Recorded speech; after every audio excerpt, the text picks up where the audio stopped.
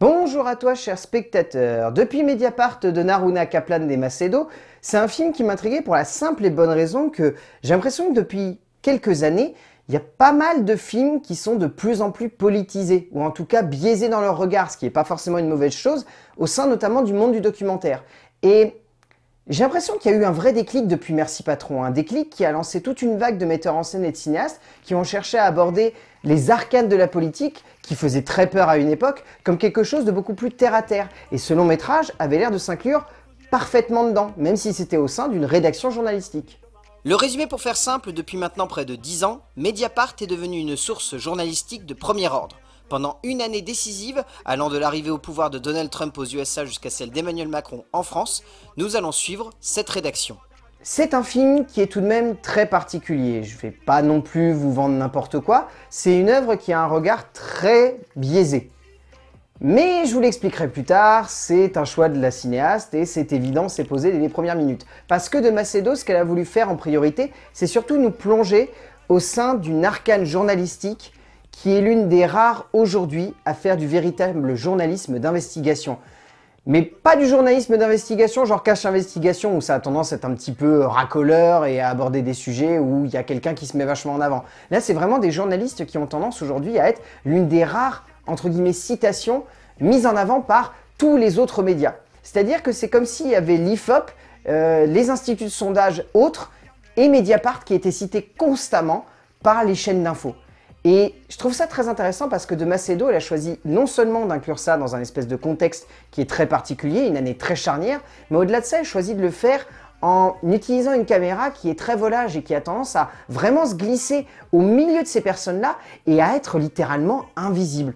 Et moi, je trouve ça assez génial parce que arriver à se rendre autant invisible au sein d'un truc où il y a autant de monde qui circule et entre guillemets où l'image est la chose la plus importante qui soit renvoyé en fait de soi, et bien du coup ça fait que la démarche est vraiment totalement aboutie. Pour moi c'est un film qui va sembler un petit peu compliqué pour certains, va sembler complexe pour d'autres, mais c'est totalement abouti en termes de démarche cinématographique.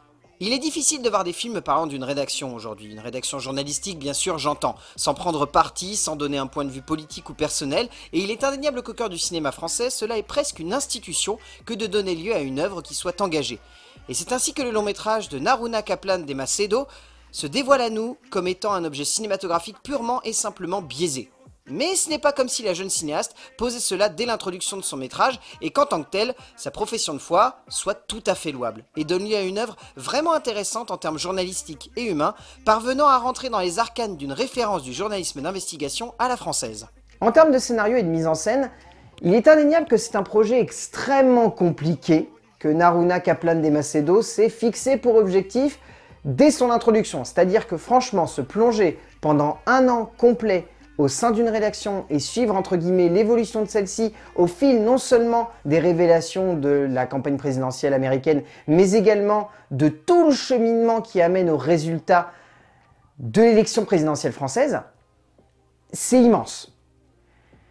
Et devant un truc tellement immense, c'est forcé qu'il y ait des erreurs. Ici, les erreurs, elles sont surtout dues à une histoire qui a tendance à, par moments, entre guillemets, histoire, scénario, à être très foutraque. C'est vraiment le bordel et il y a certains instants où en termes d'écriture, je suis pas très sûr qu'elle savait pertinemment dans quelle direction elle allait des Macedo. Il y a vraiment des instants de flottement qui d'un point de vue scénaristique sont complètement vagues et même en termes de montage, c'est pas toujours très intéressant. Elle a tendance entre guillemets à ponctuer certains chapitres en mettant des gros titres de Mediapart et franchement les gros titres, non seulement des fois on n'arrive pas forcément à les lire, mais en plus on voit pas trop forcément le lien qu'ils ont avec l'action qui vient de se dérouler devant nous. C'est un petit peu dommage parce que on sent que derrière il y a une vraie passion entre guillemets pour ce média, parce que c'est pas caché, des Macedo, c'est une fan de la première heure de Mediapart.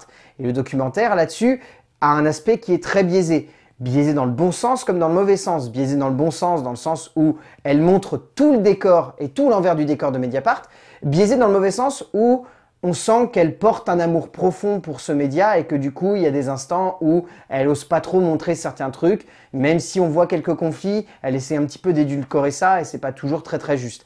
Mais par contre, en termes de visuel, je trouve que le film est vraiment beau parce qu'il y a une très belle photographie. Et encore une fois, je le redis, la démarche est folle parce que de Macedo s'est rendu totalement invisible. À aucun moment, il y a quelqu'un qui regarde la caméra. À aucun moment, il y a une personne qui nous fait sortir en nous disant « Ah bah tiens, en fait, il a gaulé la caméra, donc peut-être qu'il va demander à celle-ci de partir sur le côté ou de s'en aller. » Non, non, ils font vraiment comme si elle n'était pas là. Et moi, je trouve ça génial parce que du coup, on est complètement plongé là-dedans. Les réunions de rédaction, on est dedans. Les moments haletants où on a des révélations sur un parti politique ou sur un candidat, on est dedans parce qu'on les voit, entre guillemets, réagir partout à gauche et à droite. Et je trouve ça très très bien foutu. Ça montre que c'est une cinéaste qui, pour son premier film, a voulu vraiment marquer les esprits avec non seulement un sujet maîtrisé, mais également une vraie densité de composition cinématographique. Pour le coup, il est indéniable qu'il s'agit d'une œuvre bien rythmée en termes de pure dramaturgie, car arriver à brasser aussi bien toute une année d'événements marquants, il faut le faire, et là-dessus, De Macedo s'en sort plus que bien. Le plus gros souci étant dans cette impression de ne pas toujours réussir à spatialiser d'un point de vue temporel tout ce qui se passe devant nous, et donc d'avoir par instant l'impression que l'œuvre nous perd sans forcément chercher à le faire, mais bon, malheureusement, c'est ce qui se passe. Mais passé cela, il est indéniable qu'il s'agit d'une œuvre visuellement totalement aboutie, proposant un regard intense et humain avant d'être un regard politique, autour de cette rédaction et de son évolution en une année, allant jusqu'à jouer sur une corde émotionnelle que l'on n'aurait pas forcément soupçonnée en ouverture de métrage, mais qui est tout de même présente à la fin. En termes de témoignages, j'ai un gros souci en fait avec les témoignages de ce film. C'est-à-dire que, j'en parlerai après, mais je trouve que c'est vraiment la réalisatrice qui apporte le plus de profondeur en termes de témoignages au long métrage. Parce que les autres témoignages, honnêtement, j'ai l'impression de voir des journalistes qui parlent pour eux-mêmes. C'est pas très intéressant, la plupart du temps, ça aide pas forcément à comprendre ce qui se passe autour d'eux. C'est limite pompeux par instant. L'un des premiers monologues du film, c'est une des journalistes de Mediapart qui franchement te balance un truc. J'ai pas tout compris dès le début, il a fallu que j'attende quelques minutes pour digérer et arriver à cerner ce qu'elle venait de dire, parce que franchement j'ai l'impression qu'elle parle que pour elle, qu'elle est en plein témoignage devant iTélé ou BFM TV, et qu'elle s'en fout que le spectateur comprenne ce qui se passe. Et c'est un petit peu ce qui ressort de l'ensemble des témoignages de ce film, c'est qu'ils sont dans leur petit monde, et heureusement que la réalisatrice est là pour les ramener un petit peu sur Terre. Au cœur de ce regard, seul le témoignage de la réalisatrice, finalement, semble en adéquation avec ce qui se passe, car honnêtement, cela se ressent, les autres autour d'elle, les journalistes j'entends, n'étaient pas forcément là pour donner leur point de vue. Ils étaient dans leur petit monde. Au bout du compte, Depuis Mediapart est un documentaire que je trouvais très intéressant, parce que c'est un documentaire qui plonge le spectateur dans une période qui a été passionnante en termes de journalisme. Si vous avez un tantinet envie d'être journaliste ou si vous êtes passionné par le journalisme, vous allez adorer ce film. C'est vraiment un film qui nous plonge totalement dans les arcanes de Mediapart et en sachant que c'est des arcanes qui restent l'une des dernières grandes institutions françaises de journalisme d'investigation, c'est hyper intéressant. Après, faut se dire que c'est quand même un peu biaisé, que je pense qu'il y en aura beaucoup qui vont dire que c'est un film de gaucho, ça m'étonnerait pas, c'est un petit peu dommage.